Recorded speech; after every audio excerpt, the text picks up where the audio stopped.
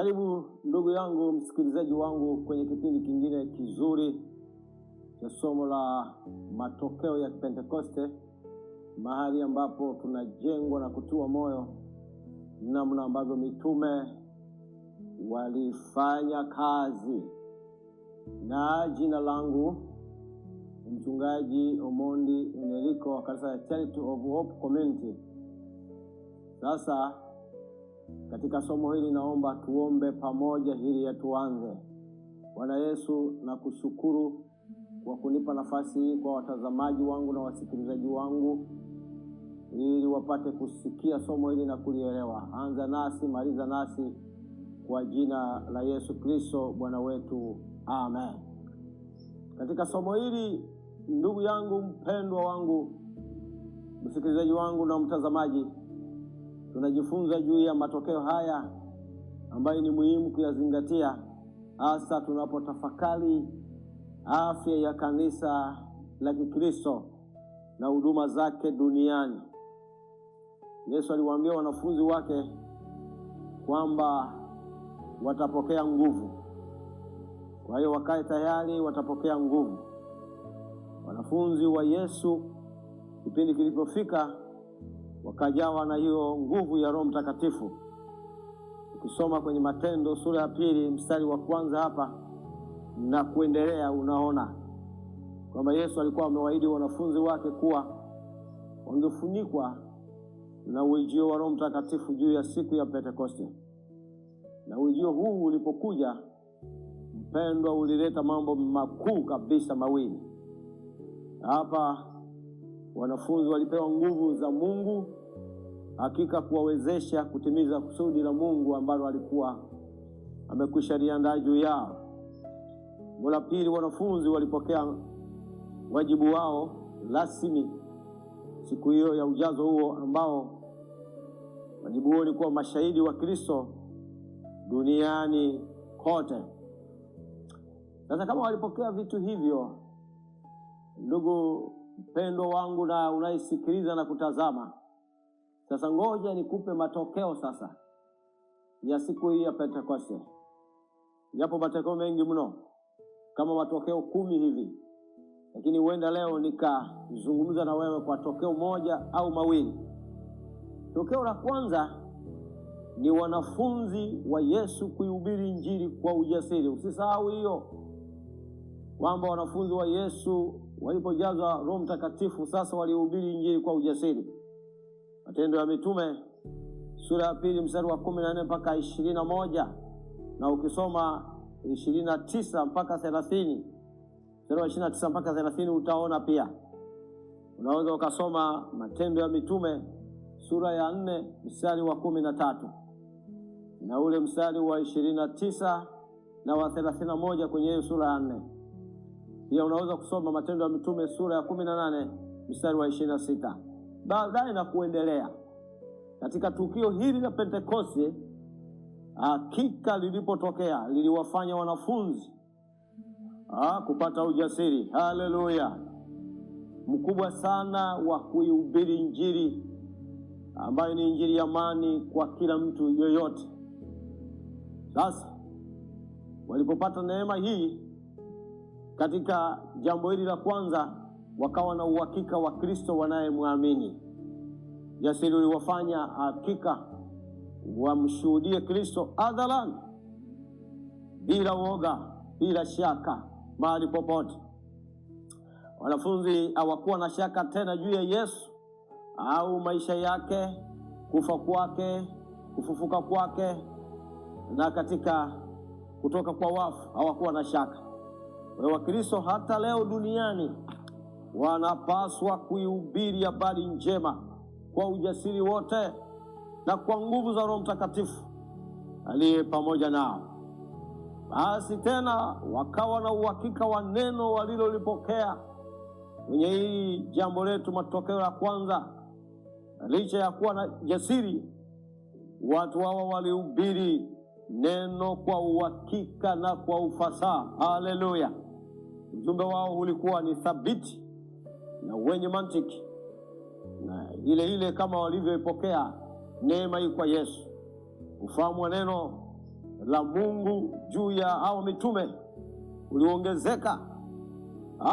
Uliongezeka sana sana.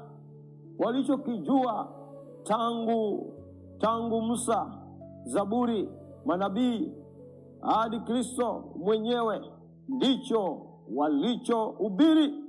Manabii hadi Kristo mwenyewe ndicho walichohubiri, tena bila kigugumizi. Ukisoma Luka 24 mstari wa 27 utaona, na 44 utaona kwenye neno na wakupandwa kuhamishwa.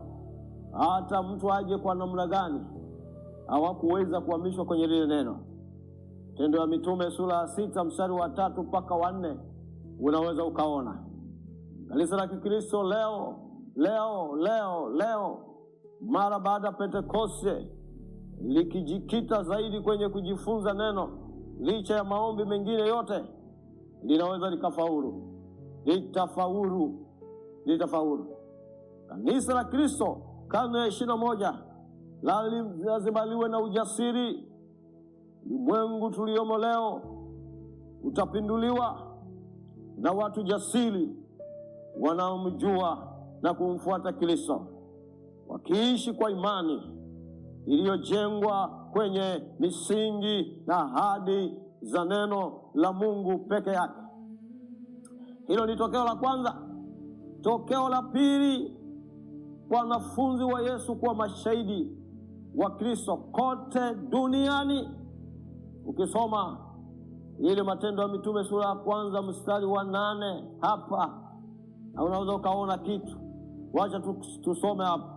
Lakini mtapokea nguvu akiisha kuajilia juu yenu Roho Mtakatifu, nanyi mtakuwa mashahidi wangu katika Yerusalemu na katika Uyahudi wote na Samaria na hata mwisho wa nchi. Unaweza kuona sasa wanafunzi wa Yesu wakawa mashahidi. Siku ya Pentekoste ulikuwa ndio mwanzo wa wanafunzi kuanza kumshuhudia Yesu Kristo, wakianzia Yerusalemu hadi mwisho wa dunia. Hili ndio lilikuwa agizo kuu ambalo lilitoa Bwana Yesu kwa wanafunzi wake pamoja na Wakristo wote duniani. Agizo hili, kama ni agizo hili, sasa hawa jamaa wakamjua Bwana waliyemwamini. Haleluya, haleluya! Wasingeweza kumshuhudia wasiyemwamini, wasiyemjua au kuwa na mashaka naye. Isingewezekana. Petro alianza kutoa ushuhuda wa Yesu mara baada ya mitume wote kumpokea Roho Mtakatifu. Tendo ya Mitume sura ya 2 ukisoma hapo mstari wa 22 mpaka 41 utaona. Sasa hawa jamaa wakawa na hakika ya ujumbe waliotumwa na Bwana Yesu. Wanataka kumaanisha nini? Nataka kumaanisha walikuwa na uhakika wa ujumbe waliotumwa kuwasaidia wasikilizaji wao ambao walikuwa wanasikiliza habari hizi njema. Ujumbe huo ulijikita juu ya Yesu aliyesulubiwa na kufufuka katika wafu. Kisoma bado Matendo ya Mitume sura ya 2 mstari wa 32 utaona. Tendo ya Mitume pia sura ya 3 mstari wa 15 utaona. Tendo ya Mitume pia sura ya 5 mstari wa 30 mpaka 32. Ni sehemu nyingi, mafungu mengi. Sasa kama ni hivyo pia kanisa la Kristo duniani hadi leo halina ujumbe tofauti na ujumbe wa mitume na wote waliowafuata. Ujumbe ni juu ya Yesu Kristo aliyesulubiwa na kufufuka katika wafu, na leo yu hai mbinguni na akiwa ameketi mkono wa kuume wa Mungu Baba. Kanisa alikuzinduliwa hapa duniani lihubiri hadithi tu, hata siku moja, hata kidogo. Lihubiri vitu mbalimbali vya matumizi ya kufanyia miujiza, mfano matumizi ya maji, mchanga, midoli, vitambaa, chumvi na vitu vingine.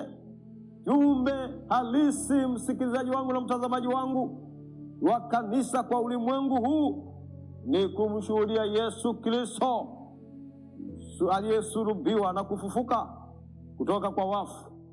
Kisoma Wakorintho wa kwanza sura 15 mlango wa kwanza mpaka wa 4 unaweza ukaona. Basi ngoja nimalizie hili jambo la tatu, litakuwa manufaa kwako, litakusaidia.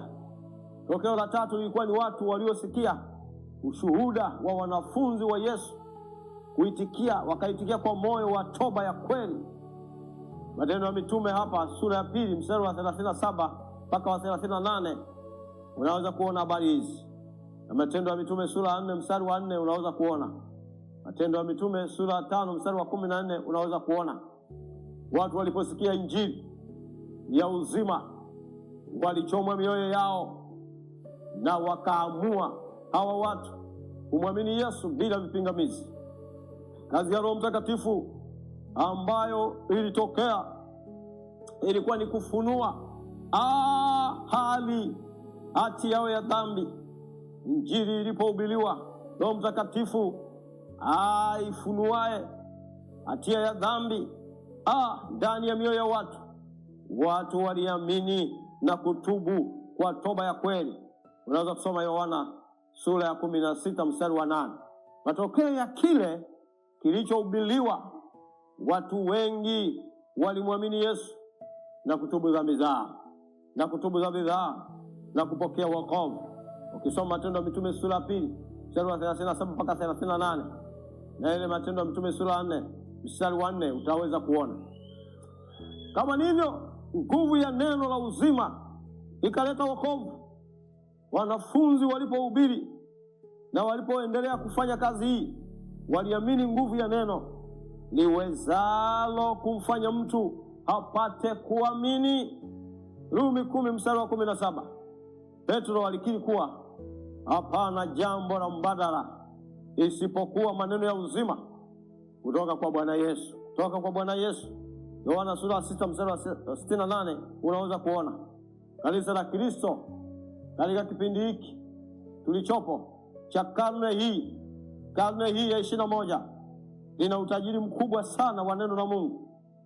Wala hapana haja ya kutafuta habari zingine nje ya neno pamoja na wimbi la miujiza. Neno la Mungu kwa nguvu na mamlaka yake linajitosheleza. Ibrania sura ya 4 mstari wa 12. Kanisa lifundishe neno la Mungu liwezalo kuokoa nafsi na roho ya mtu. Kanisa lisicheze nje ya hapo, lishughulike na neno. Neno litawafanya watu wawe huru. Neno litawafungua watu. Neno litawabadilisha. Ndugu mtazamaji na msikilizaji wangu, katika somo hili zuri ambalo nimekuletea katika kionjo hiki bado linaendelea, na ninaamini pengine unayo maoni, unataka kuchangia juu ya jambo fulani, unao ushuhuda juu ya masomo haya yanayokujia. Kuna namba za simu zinapita huko, unaweza kuwasiliana nasi kwa njia ya namba za simu hizo. Itakuwa ni msaada wako binafsi. Nami ni mwalimu wako na mchungaji wako ambaye najirudia tena kusema ni mchungaji Omondi Eneliko nikuletea ujumbe huu. Basi neno hili likubariki na litubariki sote, na tuombe. Baba, uwabariki watu hawa waliosikia neno hili, ukawafanye kuwa baraka na wakawe walimu wa kupeleka neno hili kwa nguvu zote, katika jina la Yesu Bwana wetu, amen.